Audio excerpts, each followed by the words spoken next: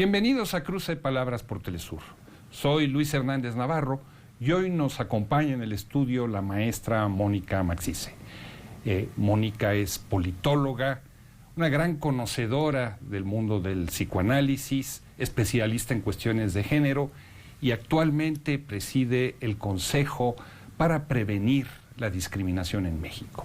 Mónica, muchas gracias por estar con nosotros. Hola Luis, encantada de estar contigo, feliz. Una de las cosas que hemos visto con la pandemia es el surgimiento de todo tipo de miedos, supersticiones, creencias no de base científica, y hemos visto también agresiones a quienes se piensa pueden ser transmisores del mal.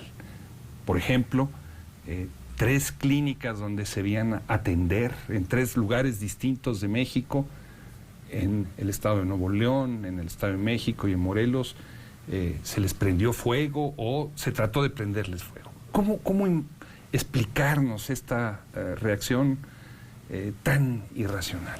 Pues mira, justamente creo que la palabra es eso, reacción. O sea, producto de lo que estamos viviendo y de la incertidumbre que genera una enfermedad, que sabemos más o menos su curso, sabemos más o menos a quién puede atacar y puede poner en peores circunstancias, pero creo que las personas, digamos, frente al miedo, reaccionan y entonces deciden que van a cerrar o que amenazan, digamos, al personal médico o al personal de enfermería diciendo que no pueden recibir a personas que sean diagnosticadas o cierran hospitales de forma muy paradójica, porque esos espacios, ese personal es el personal que puede salvarles a ellos, a ellas y a sus familiares en algún momento. Ninguna persona estamos libres de que no podamos ser contagiados, digamos, todos estamos en ese mismo riesgo, no tiene un origen particular, no es que unas personas son más propensas, o sea, todas las personas estamos, digamos, propensas a hacerlo. Entonces, creo que tiene que ver como, una vez que uno tiene miedo, como que uno pone el foco en el otro, que es como ese otro, el apestado, ¿no? ¿Cuántas veces hemos visto esto en términos, por ejemplo, de las personas migrantes? En México, en Estados Unidos, el otro es ese, el migrante, el que viene y trae todo lo malo, el que viene y trae todas las penas para nuestro país o para nuestra comunidad. Un poquito así, las comunidades como que se cierran, se creen como puras, digamos, de eso, y entonces se cierran y deciden hacer este tipo de reacciones que son, desde mi perspectiva, completamente contraproducentes. Ahora, esas reacciones no son propiamente discriminación. Esas reacciones son delitos, digamos, son delitos que son sancionables, porque eso es atentar contra la infraestructura que, como te digo, el Estado, ¿no? Todo el Estado de mexicano, digamos, el gobierno, las organizaciones, la iniciativa privada está haciendo un enorme esfuerzo para poder atender a las personas que eventualmente van a ser contagiadas o que ya están siendo contagiadas. Entonces, creo que más bien el llamado a la población es a, otra vez, escuchar la información que sí está siendo difundida de forma veraz y oportuna, que las personas puedan, digamos, darse cuenta que este tipo de reacciones pues no tiene ningún sentido, no tiene ningún buen efecto, no tiene ninguna buena consecuencia, y que lo mejor es quienes puedan quedarse en casa, quienes no, por toda la condición, es así, Luis, de discriminación o toda la desigualdad, digamos, en donde nos cae esta pandemia, y que hay una desigualdad tremenda y hay personas que no pueden quedarse en su casa porque no tienen casa, porque su casa es un espacio difícil en el que puedan estar porque hay violencia, o porque simplemente las condiciones de trabajo, las condiciones del ingreso no se los permite. Entonces, pues estas personas que sí pueden estar afuera, digamos, pues que tienen que estar afuera, tienen que guardar las otras medidas de sana distancia, pero ¿de qué sirve salir a destruir? Es como completamente contraproducente, yo diría irracional, y además pues es un delito que amerita una sanción. No es solo destrucción, Mónica, es prender fuego, es esta imagen del fuego como purificador, como una forma de que a través de él se van nuestros demonios. Recordemos, y no quiero hacer aquí antropología barata, pero recordemos las ceremonias de Semana Santa con los Judas, de estos muñecos que se queman para que se vayan todos nuestros males, o en el pasado, tú lo acabas de decir, las feministas lo reivindican y una otra vez esta imagen de las brujas quemadas también como portadoras del mal. Sí, como una especie de pensamiento mágico donde eso va a llevarse todos los males y eso va a conjurar, digamos, la pena que estamos viviendo. Pero bueno, pues es irracional, o sea, no va a resultar. no va a resultar así, y pues creo que sí hay que hacer un llamado a la ciudadanía de más bien escuchar e informarse de forma veraz para que entonces pues podamos convivir de una mejor forma, todavía por lo que nos falta, porque estamos empezando esta medida de confinamiento, no sabemos cuánto tiempo falte. Hemos visto también a los ministros de culto enfocar sus baterías en contra de las gentes que tienen otra orientación sexual, ¿no? Y responsabilizarlos también del mal. Sí, hemos visto, y eso sí es algo que nosotros hemos recibido quejas concretas en CONAPRED contra, digamos, por líderes religiosos de varias religiones, ¿no? Realmente ha sido plural, donde este tipo de personas, hombres en la mayoría de los casos, se ponen a interpretar el origen de la epidemia. Y el origen de la epidemia, pues sí que está basado en que la sociedad está tan podrida, por decirlo así, porque, digamos, está todo el tema de la diversidad sexual, las personas que son homosexuales, las mujeres lesbianas, incluso han mencionado el tema de los niños y de las infancias trans, digamos, este debate que se ha dado últimamente de cómo podemos facilitar que un niño o una niña trans pueda cambiar su nombre en el acta de nacimiento sin un procedimiento judicial, sino administrativo, y atribuyéndolo a eso, y realmente desinformando desde nuestra perspectiva la feligresía. ¿Por qué? Porque lo que hace es que estigmatiza a estos grupos y entonces se vuelven otra vez como el otro, el foco de la infección, que es completamente irracional también. O sea, no una persona por la orientación sexual va a ser foco de nada ni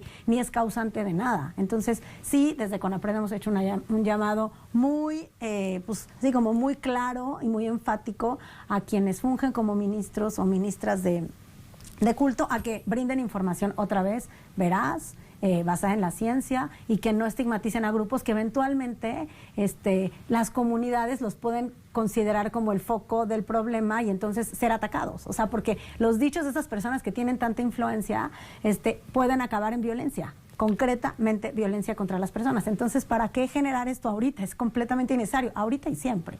Anticipa o señala o muestra un problema previo de nuestra sociedad, que es la discriminación en contra de quienes tienen una orientación sexual diferente. Exacto, exacto. Luis, justo es eso. O sea, creo que, como decías tú, algunas cosas en esta crisis salen, pero siempre han estado, ¿no? Digamos, como hablábamos del capitalismo que puede estar en crisis, o lo que siempre ocurre, pero ahora sale. Es lo mismo con el tema de la discriminación y la desigualdad.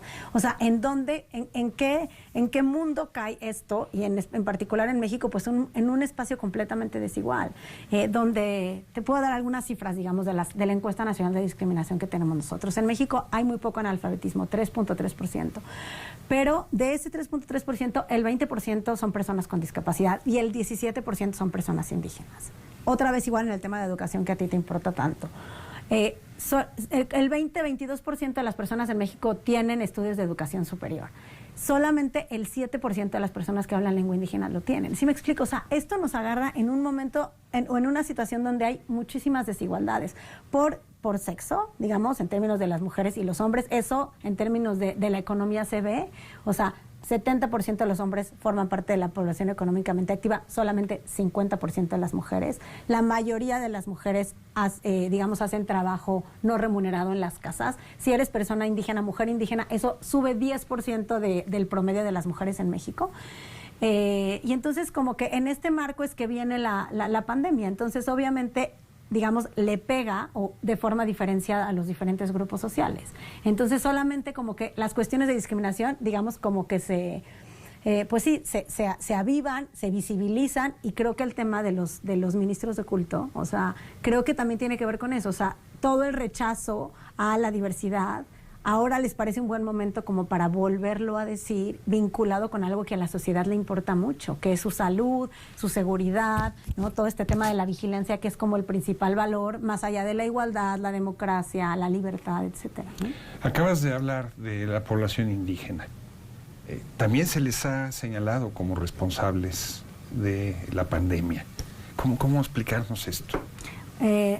Nosotros lo que hemos visto es que hay una falta de accesibilidad, digamos, a la información, en términos de la pertinencia cultural y en términos de la difusión en lenguas indígenas. Y eso, bueno, pues sí, hemos estado muy en contacto con el Instituto Nacional de Pueblos Indígenas para que eso pueda ser accesible.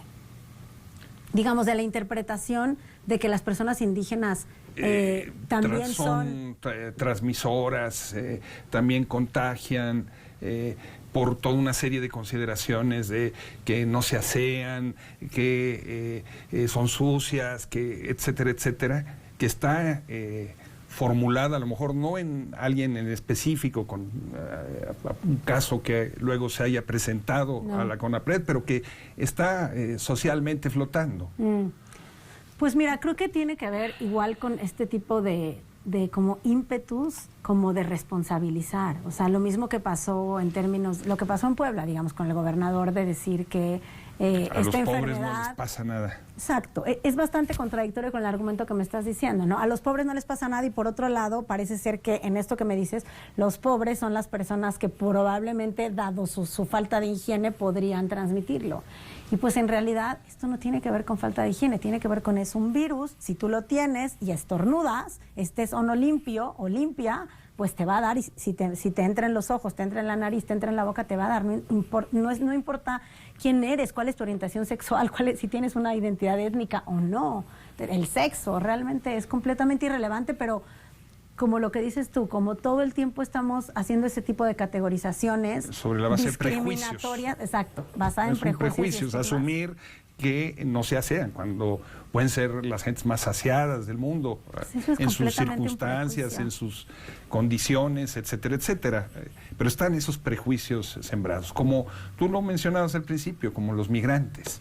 Exacto. ¿No? ¿Ustedes sí han tenido casos de denuncias de migrantes o de señalamientos de que los migrantes transmiten la enfermedad? Bueno, eso, como tú sabes, eso ha sido, digamos, como que hemos tenido como información de que las personas extranjeras pues son quienes trajeron el virus, ¿no? O las personas que viajaron. Y también hemos tenido este tipo de información de que las personas orientales o con rasgos de personas de Asia Oriental son las personas que también pueden contagiar, ¿no? Y esas personas han sufrido restricciones muy claras en sus derechos. O sea, por ejemplo, se van a subir al transporte público y no les cancelan los Ubers, por ejemplo, o no los dejan subir al transporte público si tienen rasgos orientales. O sea, la verdad es que muy complejo. Ahora, en términos de quejas de personas migrantes, no hemos recibido eso, pero creo que también tiene que ver con esa percepción de ese otro que viene y nos viene a atacar, ¿no? A nosotros, que somos una sociedad cerrada, homogénea, limpia, por decirlo así.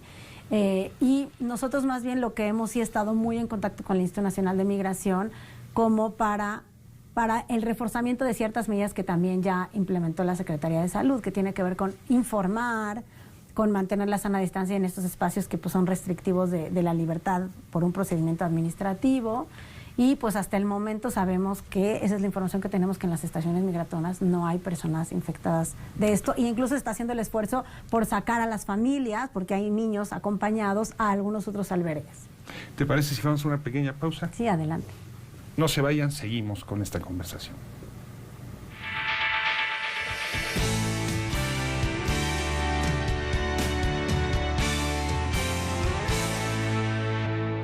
Estamos ya de vuelta en este cruce de palabras conversando con la maestra Mónica Maxice, presidenta del CONAPRED, una gran conocedora de cuestiones de género. Mónica, Luis, el mundo de la discriminación hacia los orientales o a las gentes de rasgos asiáticos. Hay una larga tradición en México de discriminación hacia, entre comillas, los chinos. Matanzas en Torreón en tiempos de la Revolución, matanzas en Sinaloa, en Sonora, etcétera, etcétera. ¿Tú ves conectada esta discriminación actual con ese sustrato de discriminación que viene del pasado?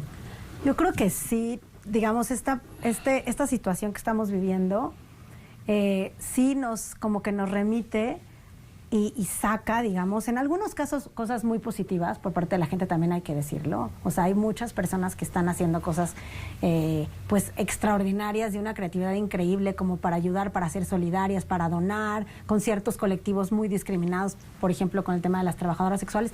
Pero por el otro lado, sí podemos ver que en la medida que amenaza como algo tan básico como es la seguridad y que tiene que ver, digamos, con con la parte más importante como la vida, ¿no? O sea, la vida o la muerte, las personas sí como que se remite todo eso, o sea, todo eso que dices tú, como la parte histórica, de quiénes son las personas que representan una amenaza para nosotros, ¿no? Y bueno, pues sí hay una cosa objetiva, o sea, el virus nació en China. Ahí es el origen del virus, digamos, ahí está, o eso es lo que pensamos. O ahí supimos exacto, que existía. Bueno, exacto, no sabemos también. Pero bueno, esa información la tenemos, ¿verdad? Pero de todos modos, pues eso en China ya se resolvió, o están a punto de hacerlo, ¿no?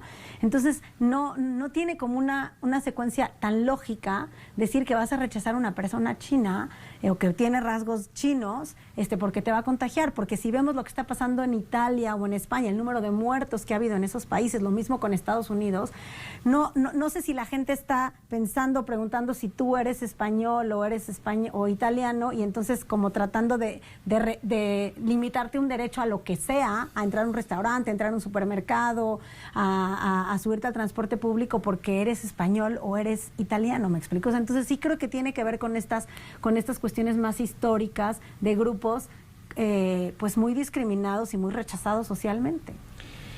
Y esto nos remite al inicio de nuestra conversación, los hospitales, pero también los médicos.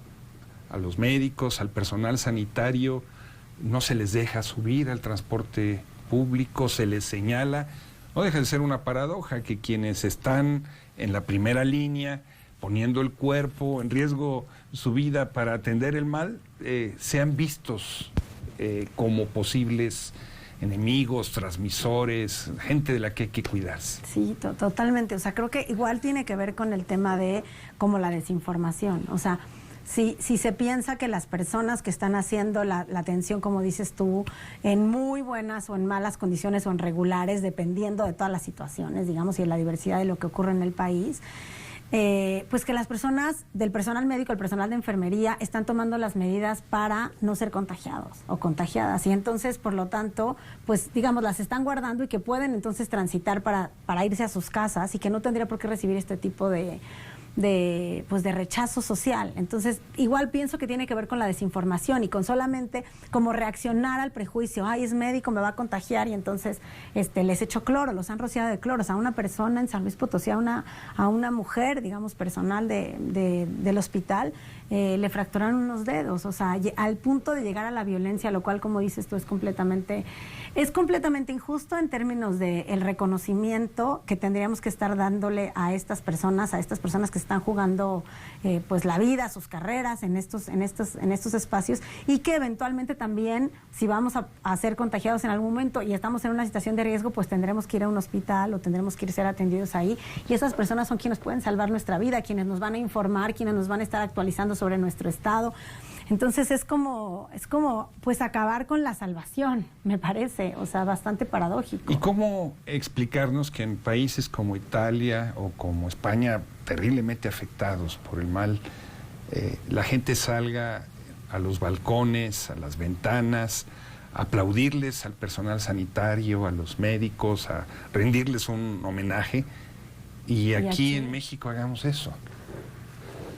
Híjoles, pues, no sé, a ver, tú explícame. No. O sea, digamos, como que discriminación por el tipo de profesión. O sea, yo creo que está completamente vinculado con la situación del miedo, del riesgo que estas personas, el personal de enfermería, el personal médico, nos pueden causar a nuestra salud. Y creo que tiene que ver con la centralidad. También creo que de este discurso que tiene que ver un poco con el capitalismo y el neoliberalismo, de que lo más importante es la seguridad. Si me explico, eso es lo más importante. No hay otros valores que como que predominen socialmente más que eso. El individualismo, yo me curo a mí, me cuido a mí, me protejo a mí y soy capaz de ir a incendiar un hospital. Yo creo que también en México hay muchas personas que están aplaudiéndole a los médicos, digamos. Creo que estamos también en una fase 2 todavía, Creo que las historias de los médicos y las médicas, los enfermeros, las enfermeras también tienen que visibilizarse, digamos, el trabajo que están haciendo, el trabajo heroico que están haciendo, y creo que en esa medida, con información, la gente podrá decir es que esto es absolutamente valioso, esto es absolutamente algo que hay que ponerle el foco y no el tema del rechazo. O sea, como que lo veo más como en términos de información.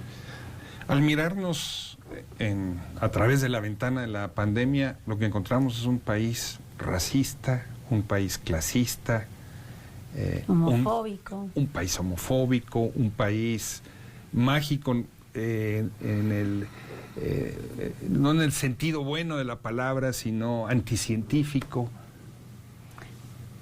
¿Estoy exagerando? Yo creo que es muy complejo, digamos, y hay que analizar como diversas actitudes. Hay muchas cosas que los medios de comunicación no alcanzan a cubrir, como te digo, como estas otras cosas de lo que sí se está organizando más colectivamente, más si quieres, donde sí se está apoyando a ciertos grupos, ¿no? O todo el movimiento a favor de que se le pague el sueldo a las trabajadoras sexuales, y tienes a muchas empleadoras y empleadores, a las trabajadoras del hogar, como de decir, se cubre eso, ¿no? En la medida en que son población vulnerable, puede ser por el tema de la discriminación, o por el tema de salud, o por el tema del transporte. Entonces, pues que se queden en sus casas, que no vengan a trabajar a las casas donde generalmente laboran, y que se les pueda cubrir el sueldo íntegro, ¿no?